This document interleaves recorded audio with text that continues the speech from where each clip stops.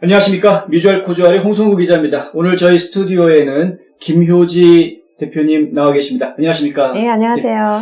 네. 저희가 이제 부동산 관련해서 벌써 김 대표님하고 얘기한 지가 2년이 지났어요. 네. 2022년 이제 또 됐습니다. 근데 공교롭게도 김 대표님하고 방송을 시작한 지 얼마 안 돼서 팬데믹이 터졌어요. 맞아요. 네. 네. 그리고 나서 저희가 팬데믹 기간 내내 이제 부동산 시장에 대한 이야기를 쭉 해왔는데, 오늘 한번 그 내용을 좀 집대성해보면 좋을 것 같아요. 네. 팬데믹이 터진 이후에 지금까지 부동산 시장이 어떻게 움직여왔고 어떤 특성들을 보여줬는지, 요즘 오늘 김효지 대표님께서 정리를 좀 해주시겠습니다. 자, 어디서부터 시작할까요? 네.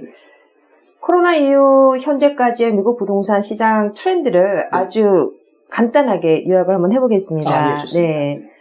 코로나 이후에 두드러진 그 현상 중에서 첫 번째는 프린지 마켓, 그러니까 도시 주변에 작은 위성 도시들이 많이 확장이 됐다고 우리가 볼 수가 있어요. 그렇더라고요. 네. 그것이 코로나로 인한 그 안전성의 문제로 인구 밀집 지역보다는 인구가 덜 밀집된 지역으로 그렇죠. 인구들이 유입되면서 그쪽에 부동산 시장이 활성화됐다고 보실 수가 있고요. 네. 그리고 두 번째는 서브 마켓, 그러니까 하부 시장이 많이 확장이 됐다고 보실 수가 있어요. 네. 그 이유는 경제성의 이유로, 그러니까 코로나 이후 상당히 심리적으로 많이 위축되어 있었기 때문에, 네네. 기왕이면은 좀 더 나은 삶, 그리고 같은 인컴으로 어떻게 내가 안정적으로 더 나은 삶을 유지할 수 있을까 하는 생각으로 인해서 지난 코로나 이후 데이터를 보면은 인구의 유입이 1선 도시에서 거의 2선 도시로 많이 빠져나가는 그러한 통계 자료를 많이 보실 수가 있어요. 예. 그래서 1선 도시에서는 인구가 좀 더 빠지는 그러한 형상이 있었고 2선 도시는 인구가 몰림으로써 2선 도시가 좀 더 확장되는 그러한 시장의 형성을 보여줬었는데요. 사실 코로나 이전부터 그러한 현상은 있었어요. 아, 그래요? 네. 기관 투자자들이라든지 전문 투자 업체에서는 그 좀 더 나은 투자처로서 2선 도시로 많이 눈길을 돌렸고 투자를 하고 있었던 상황이었는데 코로나가 오면서 그러한 움직임이 좀 더 빨리 단축됐다고 우리가 보실 수가 있어요. 아, 그렇군요. 네.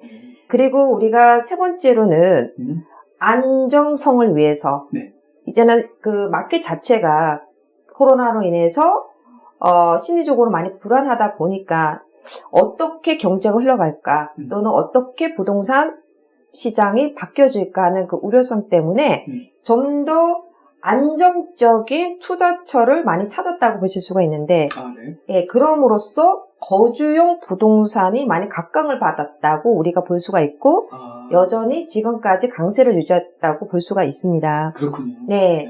그리고 두드러진 현상이 코로나로 인해서 자택근무, 원격근무가 활발해지면서 좀 더 주택을 보유하려고 하는 그런 움직임이 더 많아졌고 그럼으로써 주택이 좀 더 많이 부족한 그런 상황으로 이끌어가게 된 거죠. 네. 그리고 또 주택도 작은 집보다는 좀 더 큰 집을 선호하는 그런 현상도 또 있었고요. 맞습니다. 아이들도 이제 집에서 원격 수업 받아야 되고 어른들은 재택근무해야 되고 뭐 이러니까 집에서 아이들과 어른들이 같이 일하고 공부하고 뭐 이런 상황이 되니까 점점 큰 집을 구하게 되는 그런 현상도 저희가 보았고요. 네, 맞습니다.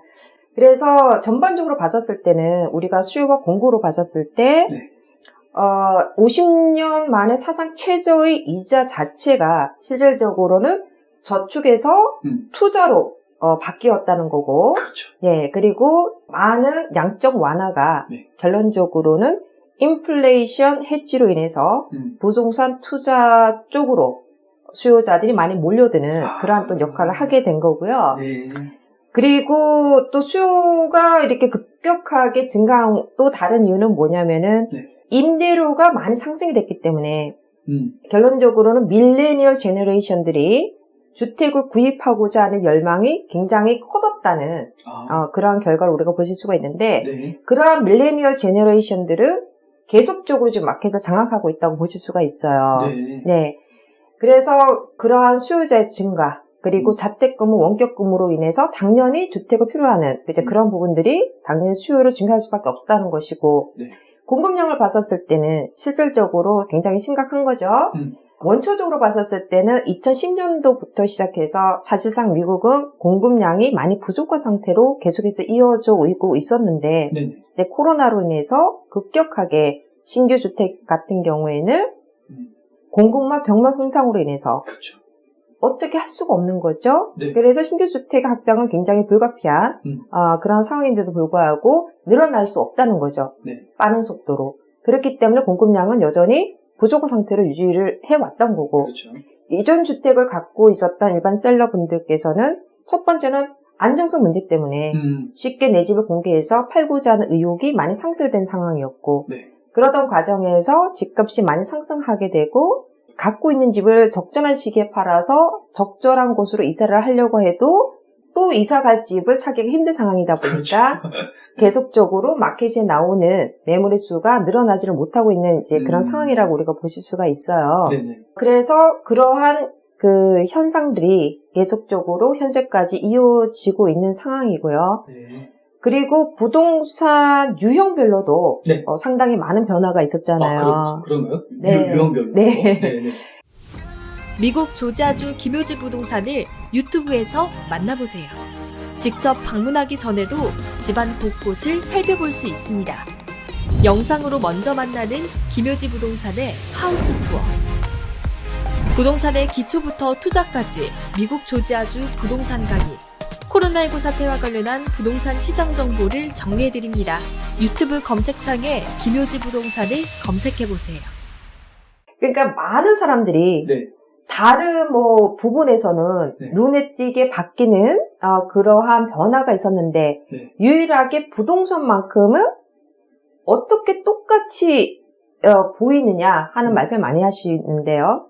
실제로 그렇지가 않아요. 부동산 시장도 현격하게 많이 바뀌었거든요. 아, 네. 네, 그래서 우리가 유형별로 봤었을 때는 거주용 부동산, 네. 산업용 부동산, 코로나로 인해서 완전히 강세를 보였고 각광을 네. 받았던 그런 부동산 유형이었어요. 네네. 네.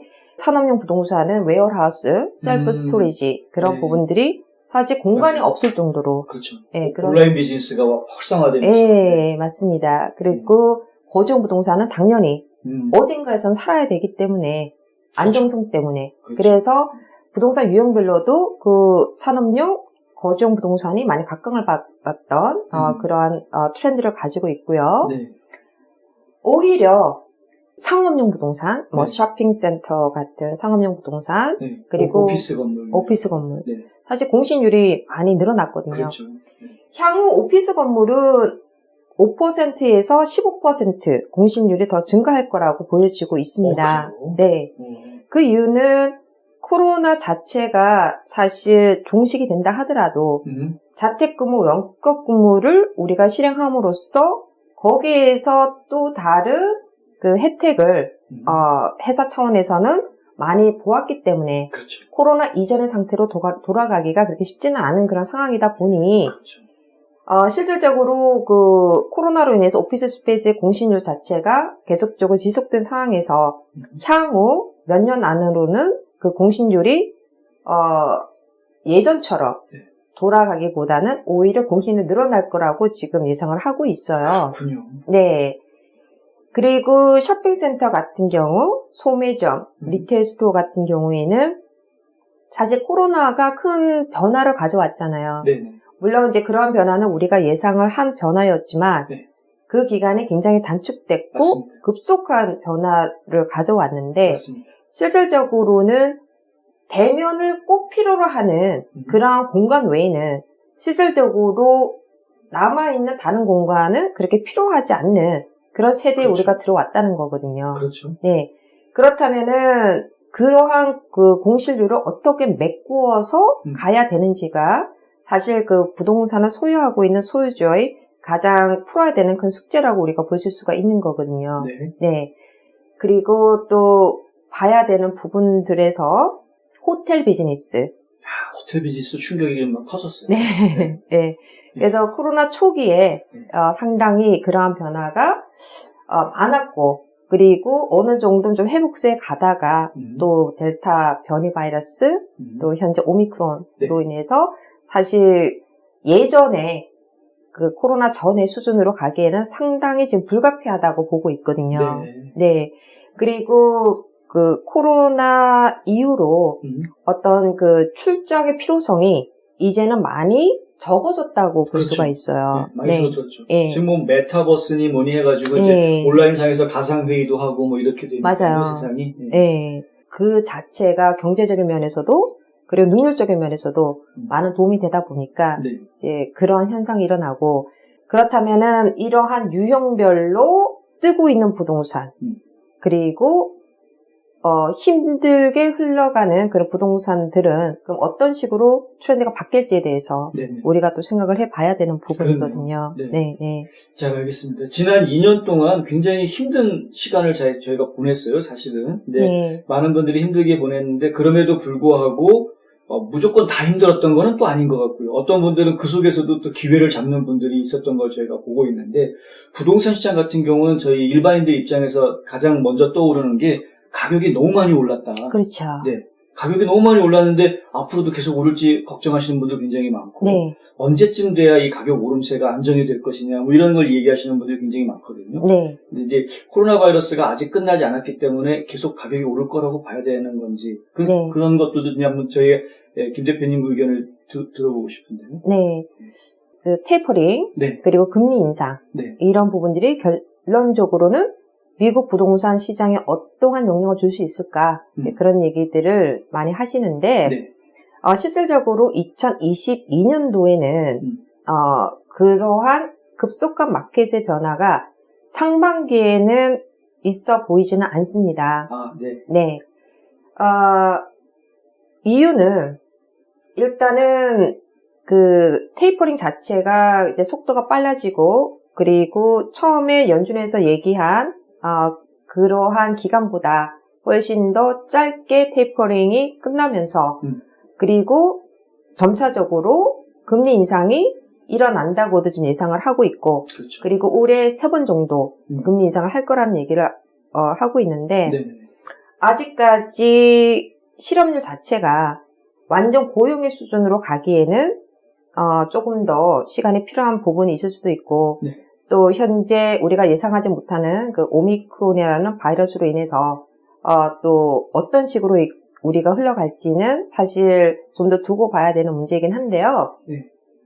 실질적으로 공급량은 워낙에 이것이 2010년도부터 해서 부족한 상태로 이어진 상황이고 또 장기간의 어떤 코로나로 인해서 공급망 부족 현상, 공급망 병목 현상, 그리고 인력이 부족한 상황으로 인해서 사실 그 필요한 그 주택들이 빨리 나오지를 못하고 있는 상황이거든요. 그래서 현재 미국에서는 560만 채에서 680만 채의 집이 필요한 상황이라고 하는데 그거를 우리가 계산을 해보니까는 향후 공급량이 어느 정도 완전히 회복되는 기간이 5년에서 6년을 잡고 있다고 합니다. 자, 그렇다면은 기존주택일 경우 우리가 봐야 되겠죠. 기존주택일 경우라도 셀러들이 얼마만큼 안전성을 고려해서 또는 향후 집을 팔고 또 다른 집을 이사가는 그런 부분들을 고려해서 집을 마켓에 내놓느냐에 따라서 달라질 수가 있는데 2022년도에는 가격은 좀 더 올라가더라도 공급량은 2021년도에 비해서는 조금 더 나아질 거라고는 보고 있는데요. 그러나 실질적으로는 중하반기 정도 그러한 공급량이 좀 더 확장되지 않을까 그 생각을 하고 있고요. 상반기까지는 사실 그렇게 큰 변화는 있어 보이지는 않습니다. 또 물론 오미크론의 영향으로 그런 기간이 조금 더 지연될 수는 있고요. 수요량을 우리가 봤었을 때는 가장 중요한 거는 심리적인 부분이 또 작용할 수 있는 부분인데요. 굉장히 크죠, 심리적인. 그럴 수 있어요.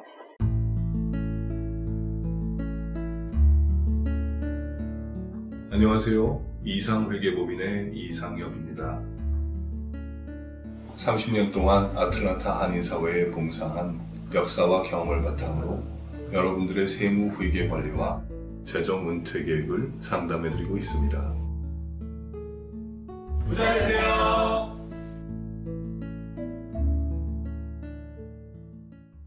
우리가 그 계산을 해보면 그 연준에서는 그 금리 인상을 할 때 한꺼번에 많이 올리는 쪽이 아니라 그렇죠. 예, 나눠서. 0.25%씩에서 마켓을 보면서 인상을 한다는 걸로 발표를 했잖아요. 네네.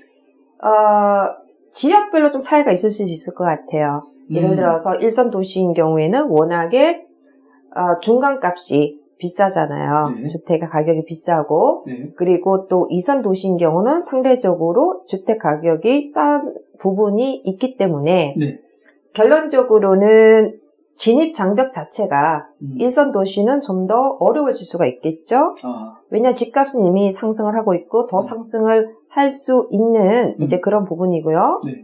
그리고 또 이자 자체가 0.6%또 0.6% 올라갔을 때 네. 거기에 따른 그 월 융자 상환 금액 자체가 네. 융자를 받는 금액이 작을수록 별로 차이가 나지 않습니다. 왜냐하면 30년 고정으로 우리가 그 보통 융자를 받기 때문에 그렇죠. 네. 그래서 그 조지아처럼 또는 텍사스, 뭐 오스틴, 달라스 또 조지아에 있는 아틀란타 그리고 뭐 라스베가스 이런 쪽의 어떤 이선 도시에서는 그래도 그 진입장벽이 좀 더 낮기 때문에 네. 실질적으로 금리 인상에 대한 그 영향이 좀 더 작을 수 있는 부분이 있고요. 네. 왜냐하면은 임대료 상승이 크기 때문이에요. 네. 예, 그래서 이선 도시, 특히 아틀란타, 조지아를 기준으로 한다면은 어포러블한 그러한 가격선을 기준으로 했을 때 우리가 융자를 받는 거를 기준으로 했을 때와 임대료를 우리가 비교했을 때는 오히려 집을 사서 모기지를 받는 경우에 월 상환 금액이 더 싸거든요. 맞습니다. 네, 요즘 그런 세상이에요. 네, 그렇기 때문에 좀 더 많은 수요자들이 이런 이선 도시로 몰릴 수밖에 없고요. 그렇죠. 그러면 차후 이러한 그 금리 인상으로 인해서 벌어지는 우리가 그 예상을 해본다면은 일선 도시에 있는 그 수요자가 좀 더 그 진입 장벽이 낮은 이선 도시로 많이 몰릴 수 있다는 이제 그런 부분들을 생각해 볼 수가 있겠습니다. 네.